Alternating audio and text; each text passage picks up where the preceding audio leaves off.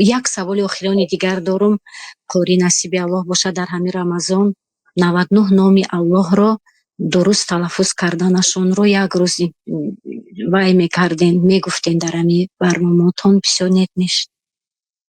انشالله آیدی نام الله تعالی 99 نام الله تعالی. من یک کتاب نوشتگی هستم به زبان تاجیکی، لیکن پره نیست، یعنی کار دارد.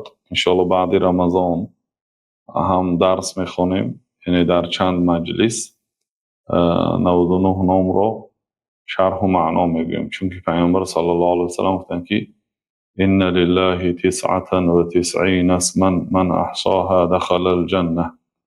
الله تعالی 99 نام دارد، یعنی 99 نام دارد جو به معنای اینه که همگی 99 نام دارد.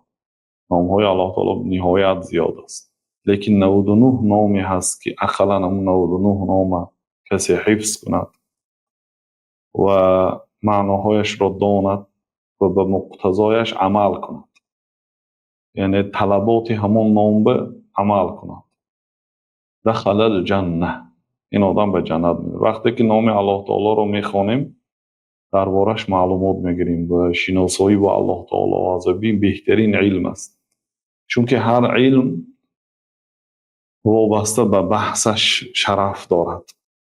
مثلا علم دوریدگری آیدی تخته گپ میزنه، علم آهنگری آیدی آهنگ گپ میزنه، علم زالاگی آیدی حیوان گپ میزنه، علم اناتومی آیدی آدم گپ میزنه، یا علم طب آیدی علاج بدنی آدم گپ میزنه، علم بیتاری آیدی علاج بدنی حیوان گپ میزنه.